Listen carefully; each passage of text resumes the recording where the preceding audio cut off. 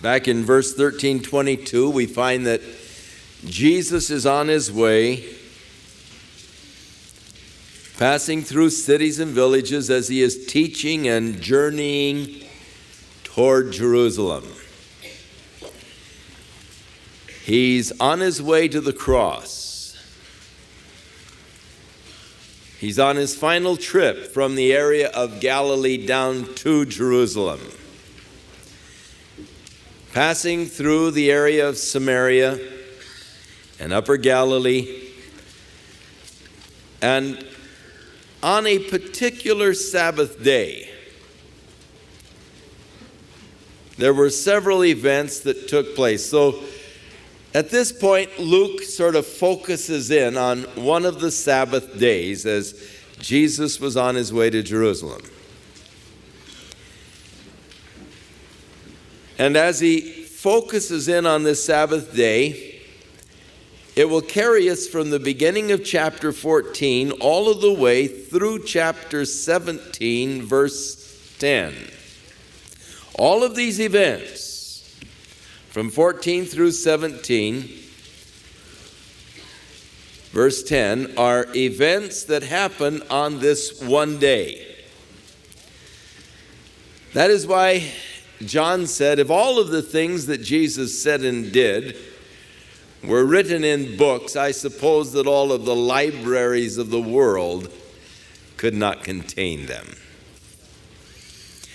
So we read in verse 1, chapter 14, it came to pass as he went into the house of one of the chief Pharisees to eat bread on the Sabbath day, they watched him. Now, further down in the chapter, we realize that Jesus was invited to this chief Pharisee's house for this Sabbath day dinner. In fact, it says, turned to him who had invited him, the one who bade him to come to the feast, and he spoke to him about who he should invite to his feast. There were many guests that were invited to this particular Sabbath day feast. Jesus, it tells us, was observing how they picked out their places to sit. We'll get to that in a moment.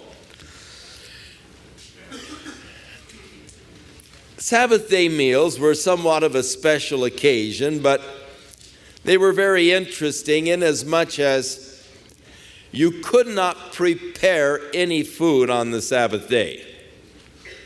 So all of the food had to be prepared in advance.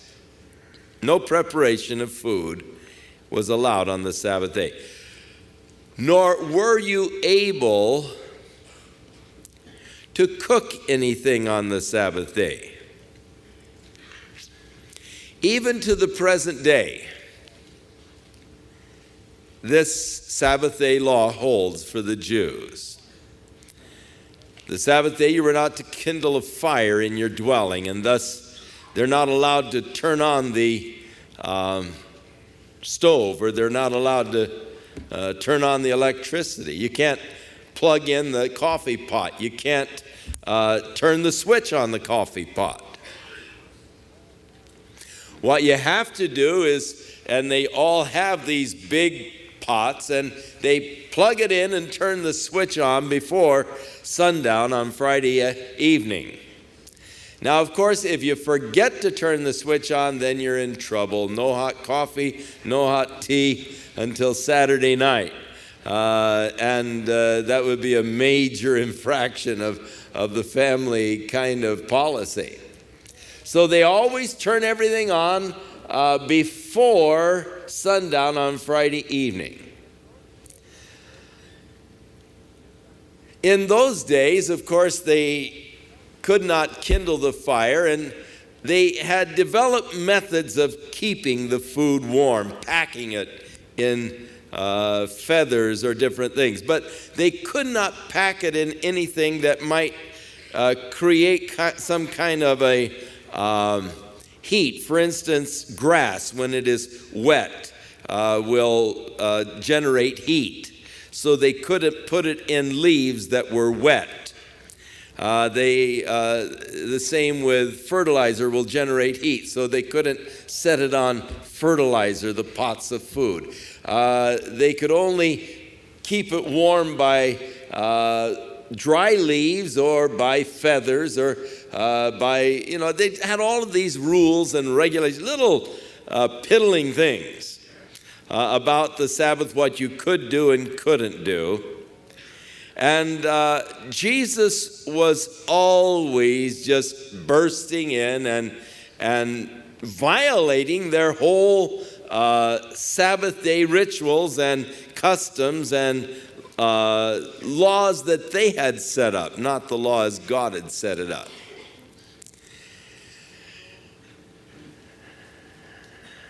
And so this chief Pharisee in this particular village had planned a feast and invited the guests, and Jesus was one of those that was invited. And it says they watched him. Now this word in the Greek is to carefully watch with a sinister intent. It would be like a robber who is intent on robbing you. And he is lurking in the dark spots, watching you carefully, waiting for you to turn your back so he can pounce on you. And they were just waiting for Jesus to do something wrong so they could pounce on him. Now, obviously, this whole meal was a setup.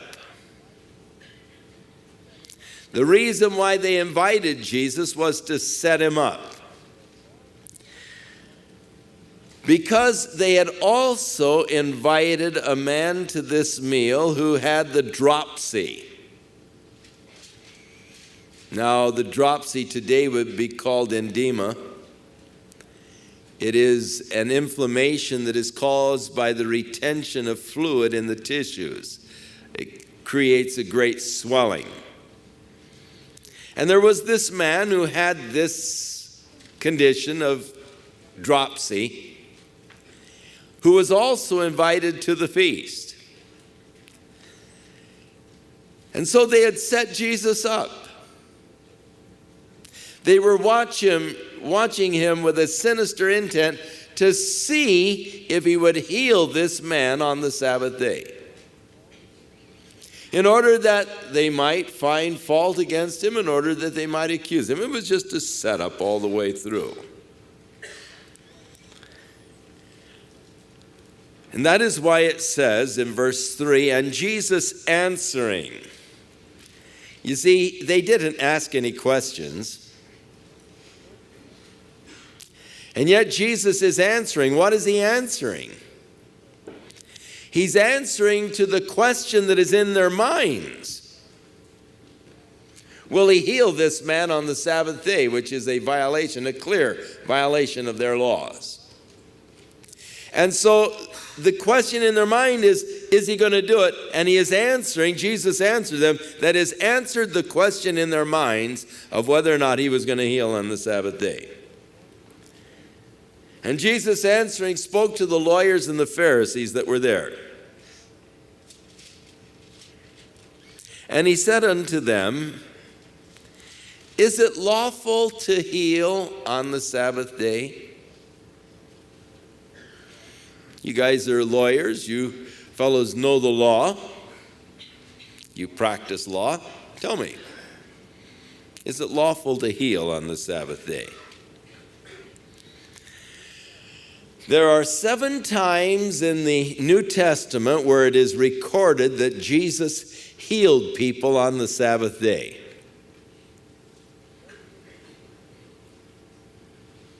Seven different occasions. And every one of them created consternation in the minds of the Pharisees and the scribes of that time. And so Jesus, before he did anything, just asked him, is it lawful to heal on the Sabbath day? In the synagogue in Capernaum on the Sabbath day, when there was a man with a withered hand, and again they watched Jesus to see if he would heal him on the Sabbath day, Jesus said to the man with the withered hand, stand forth. And then he turned to the Pharisees and he said, is it lawful on the Sabbath day to do good or to do evil?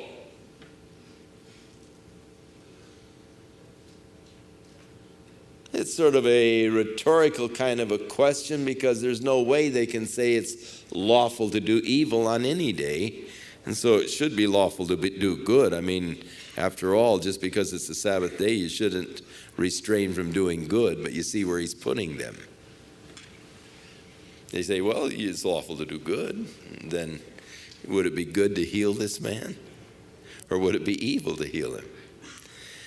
He said, is it lawful to heal or to kill on the Sabbath day? Well, it's never lawful to kill. So again, he's really, the whole idea is to show them how preposterous their position was. Preposterously foolish, the positions that they had taken in their traditional interpretation of the Sabbath day law. That is, to say that it was not lawful to heal a person on the Sabbath day. And Jesus was coming, the law, you see, didn't say that. This came from their interpretation of the law. And they had the Mishnah, which was the oral interpretation of the law developed by the rabbis. And out of the Mishnah, there developed the Talmud, which were the written opinions of the interpreting the Mishnah. So the Mishnah interpreted the law, and the Talmud interpreted the Mishnah. And the Mishnah is some 60 volumes of works interpreting the Mishnah, the oral interpretation of the law. And when you get into some of the things that they discuss, as far as Sabbath day and all, you realize just in what detail they sought to define what you could do and couldn't do. Today, they still interpret the law where it talks about what you can or can't do. We have friends who are kosher Jews, and they visit us from Israel once or twice a year. And we try to accommodate them on the Sabbath day. We get them to their motel before sundown because they can't ride in a car after sundown on Friday evening. And we try to have enough potato chips and Cokes to get them through the day, have food for them. But as we were one Friday evening, didn't have the food prepared, we said, what are you going to do? We were going to leave them, and we weren't going to let them rest on the Sabbath. We weren't going to bother them on the Sabbath day. And they said, well, they have a restaurant in this hotel. We said, yes. They said, but we said, after all, though, you can't buy anything on the Sabbath day. They said, well, do they take a Visa card? We said, yeah. We can give them a Visa card. That's not giving them money. So the rabbis interpret now the law that you couldn't buy the meal and pay money for it, but you can buy it and pay the Visa, so give them the Visa card. So it accommodates them to where, they can do a little bit of eating out now and then on the Sabbath as long as they have their Visa card with them. But it's interesting. Jesus just, came head on with this whole tradition that had evolved around their interpretation of the Sabbath day laws. And so he asked them, answered the question, will he heal on the Sabbath day? He just said, is it lawful to heal on the Sabbath day? You tell me. And it said, they held their peace. That is, they didn't answer him. They wouldn't respond. He gave them the chance to respond to it, but they didn't respond. And probably with good reason. When a person is physically disadvantaged, there is always a natural sympathy that we feel for that person. And it isn't polite or nice to say things about disadvantaged people. If a person is blind, you don't say, nya, nya, nya, you can't see. Because immediately everybody would say, why, you cur. You know, that's terrible. And you'd immediately be the goat in the crowd because you've made fun of a person's disability. And so by Jesus putting the question to them, he really put them on the spot. Here is a man, obviously, that needs help. Now, who is going to withhold help from this man? Who will be so dirty as to say, you can't help him? You see, immediately that person would incur the wrath of the crowd. So by Jesus taking the initiative, he put them on the defensive. And they couldn't respond. They couldn't say, no, it's not lawful, don't you dare touch him or help him, Because then the crowd would be, well, come on now, what's the matter with you? So, when they held their peace, Jesus took him and healed him. They didn't voice an objection. And of course, now they're sort of, they had their chance to speak. Now that the man is healed, they really can't say much. I mean, it was a very good move on the part of Jesus. But he's not through with them. He now turns to them and says, which of you, if you had a donkey or your ox that fell into a pit on the Sabbath day, wouldn't you immediately try and pull him out? Now, in those days, they didn't have OSHA.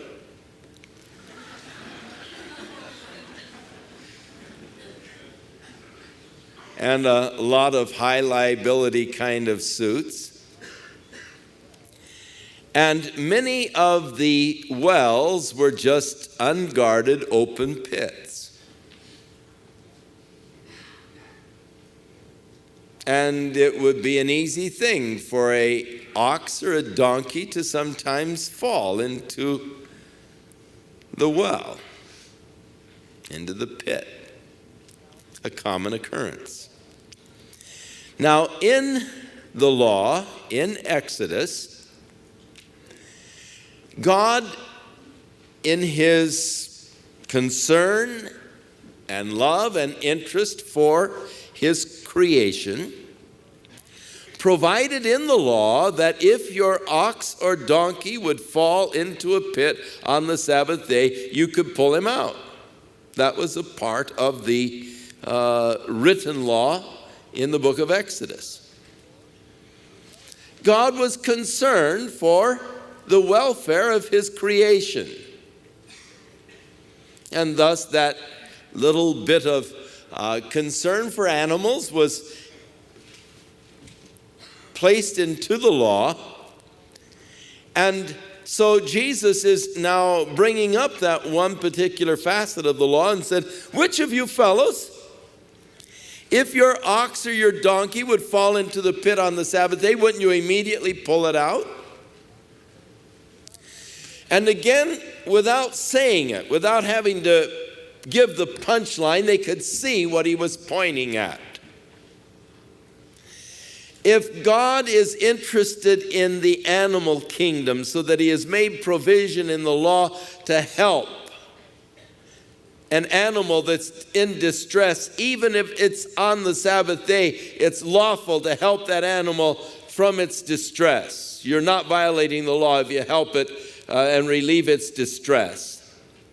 If God is that interested in his animal kingdom, surely he is interested in his highest order of created being on the level that we can observe, and that is man. And God would be interested in helping the distresses of man, even though it were the Sabbath day. And that was the inference that Jesus was making. It was very clear. They could all see it. And thus, they had absolutely nothing to say. I mean, he completely silenced any kind of objection that they may have had for this particular incident. And so verse 6, they could not answer him again to these things. I mean, he answered their problems before they had a chance to even ask them or express them. Now, this in turn opened the door for Jesus to share a parable. He's going to teach them now a little bit about spiritual things. Using this background, they're at the feast. And the next few parables are going to involve eating at feast and social etiquette, but more divine spiritual principles and laws. And so the first parable that he put forth, and he put this to those who were bidden, to the other invited guest. And what prompted it was he was marking how they chose out the chief rooms.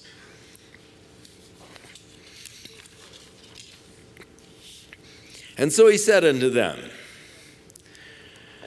when you are bidden, any of you, to a wedding, don't sit down in the highest room, lest a more honorable man than you is invited, and the one who invited you will come and say to you, give this man your place, and you'll have to step down. But begin with humility to take the lowest room. And when you are bidden, go and sit down in the lowest room, so that he who invited you will come and say, oh, my friend, come on into a higher room. And then you will have worship in the presence of them that sit at meat with you. And then he gave the spiritual principle, for whosoever exalteth himself shall be abased, and he that humbleth himself shall be exalted. Jesus was observing the way they came into the room, came into the house, all of these invited guests. And he saw the jockeying for the best table, for the better positions. It seems that man, by human nature, is always looking out for himself and seeking the best for himself. When I was a child, part of my mother's training was when I was offered a dish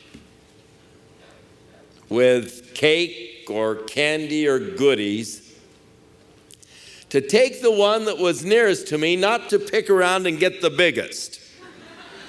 or the one with the most icing on the top, you know.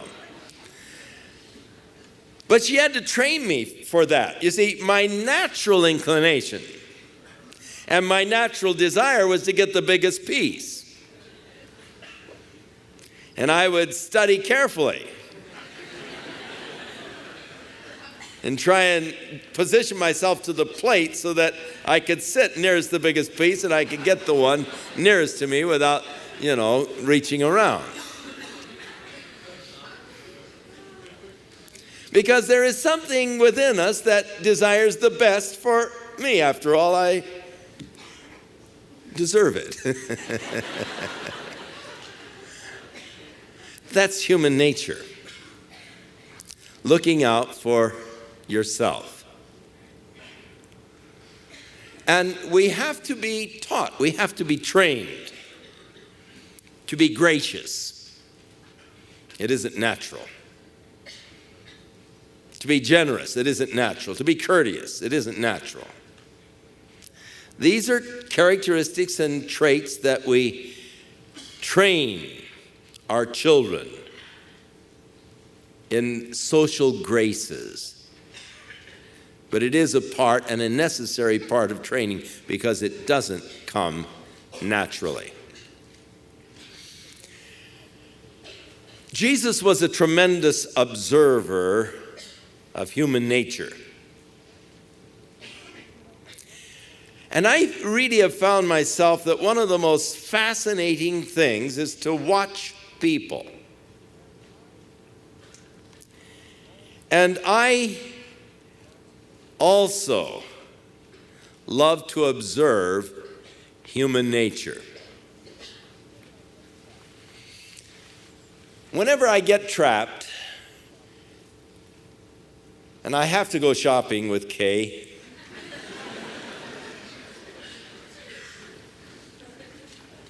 when she goes into the stores, I can't really handle it.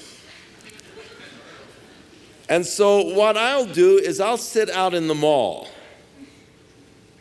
on one of those seats out there, and while she's going through the store and looking at everything,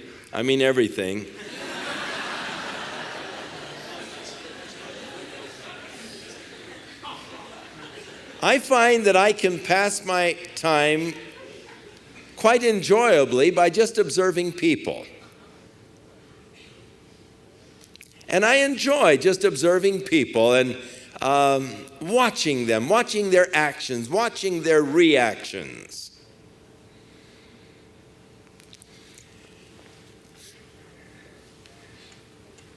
Many times at social functions, I like to just watch the people. I like to watch how they react to each other. My daughter Jan is a tremendous observer of human nature. In fact, she's very quiet. She goes to a party or something and she'll rarely mix or say much. But after it's all over, if you want to know anything that happened, all you have to do is ask Jan. She doesn't miss anything. And it's always fun to get her reactions because she is a very astute observer of human nature, and through the years has just practiced this observing of people, and she has such a tremendous clear insight of the whole thing. She can lay the whole thing out and tell you what problems the people have, and just by observing them and seeing how they respond and react, and she has the whole thing just nailed down. And whenever we wanted to know anything about a person, we'd always say, well, Jan, what did you think? And man, she would have this whole situation just analyzed, just right down.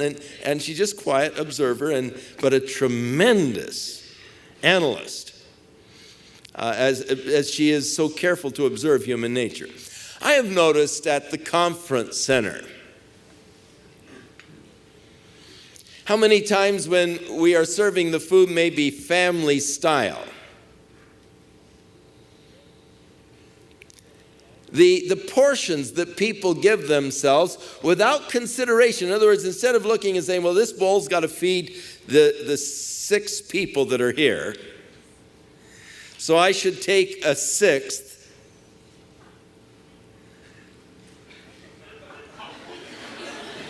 I've observed how that the first 3 will take maybe 3/4 of the bowl. So by the time it gets to the end of the table, there really isn't anything left for the person at the end of the table. And you know that at the conference center, I always sit at the end of the table. And I think that's why I observe probably what they're dishing out, because I'm trying to figure out if there's going to be anything left for me when, those bozos are through just helping themselves.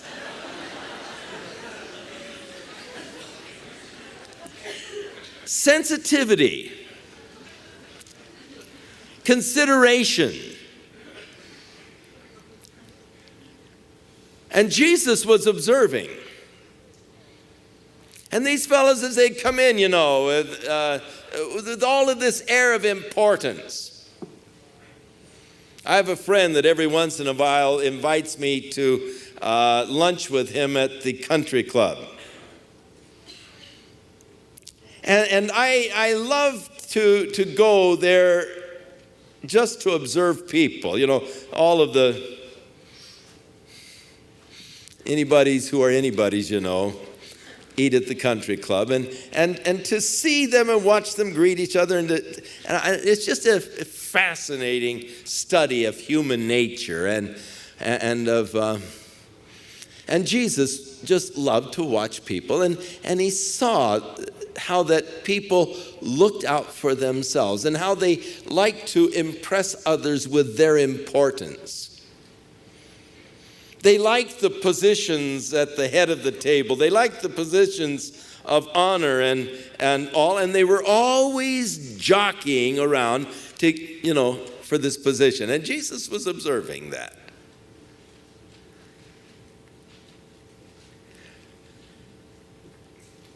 And basically, he said, look, when you're invited to a wedding feast or whatever, don't try and get the highest place in the room. It could prove to be embarrassing. The host might have to come up to you and say, oh, we're sorry. The mayor is here, and this is the place reserved for the mayor, and would you mind going over there in the corner? And it could prove to be embarrassing. Better to go over and sit in the corner, and when the host comes in, say, oh, what are you doing over there in the corner? Come up here and sit next to the governor, Dumagian is going to be here today. Much better that it go that way than go the other way. And then the spiritual truth. He that humbleth himself shall be exalted. But he that exalteth himself shall be abased. The Bible teaches us that pride goes before destruction, and a haughty spirit before a fall.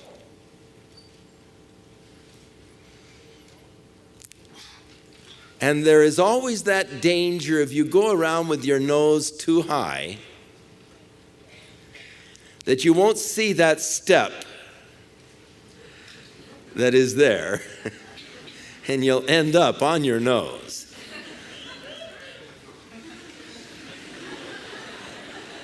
It happens. A person who, takes that me first, haughty attitude,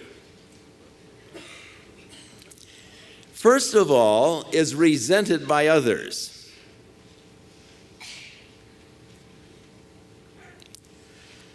We don't like a person who is constantly pushing themselves to the front of the line. We resent a person that is always pushing himself ahead. We learn to respect those who have the abilities and have the qualities, but never push themselves.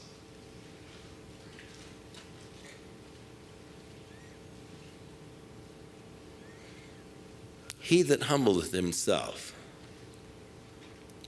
shall be exalted. Again, the scripture said, humble yourself in the eyes of the Lord, and he will lift you up. How much better it is that a man not think more highly of himself than he ought. Just take your place. Do what God's called you to do, and if God lifts you up and if God honors you, great. If he lets you stay right there, great. But you're not pushing for yourself. You're not trying, to climb over others to exalt your own position. If God lifts you up, that's one thing. If you lift yourself up, that's another thing. And if you lift yourself up, you're going to be abased. He that exalteth himself is going to be brought down.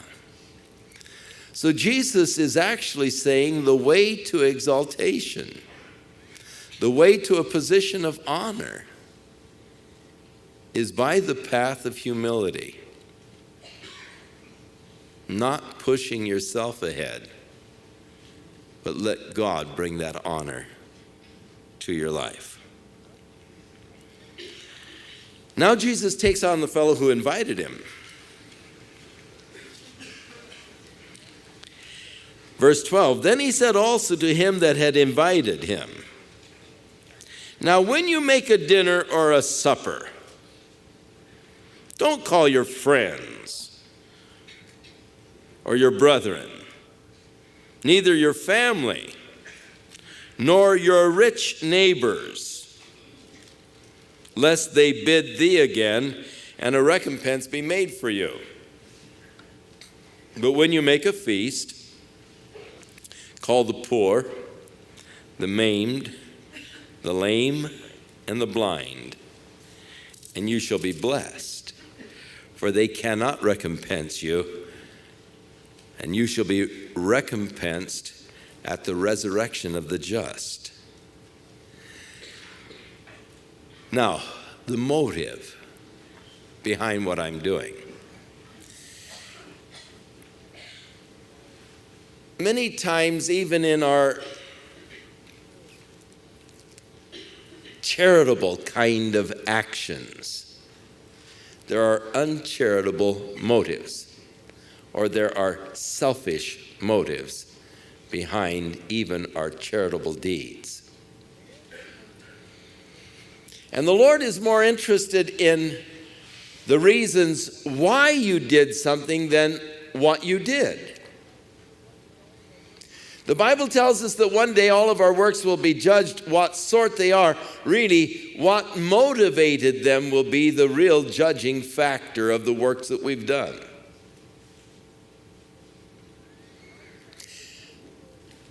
A lot of times a person will have a big dinner, invite a lot of people for the purpose of advantaging himself. They're going to be obligated to invite me back. So your guest list, is the who's who of the community.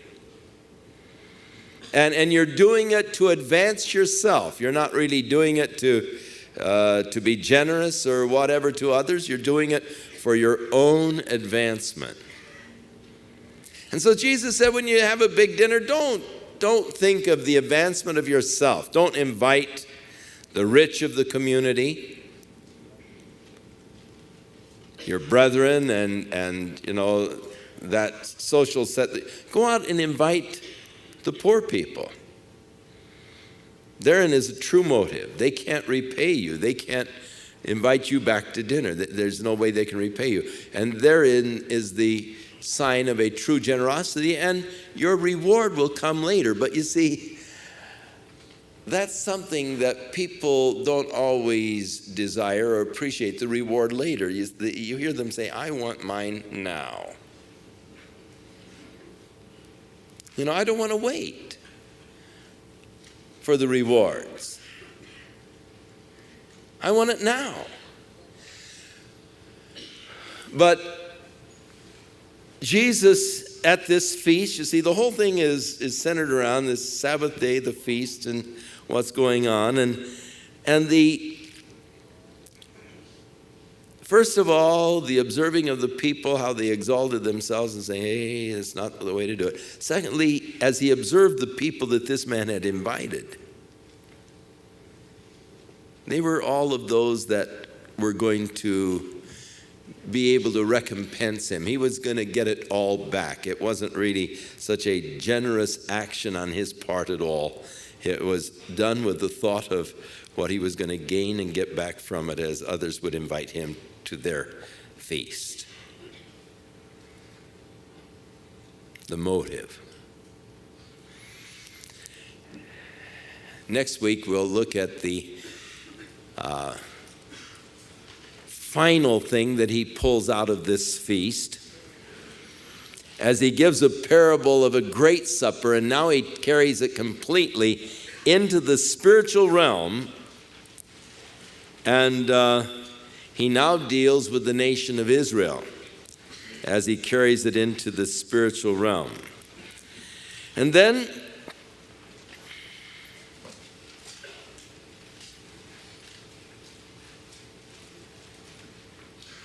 he leaves the house.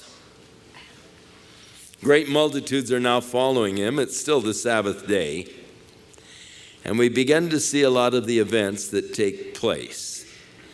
And here's some of the interesting teaching of Jesus. And next week, we will cover this difficult passage of Scripture. If any man come to me and hate not his father and mother and wife and children and brothers and sisters, yea, his own life also, he cannot be my disciple. What was Jesus talking about? We'll take a look at that next week.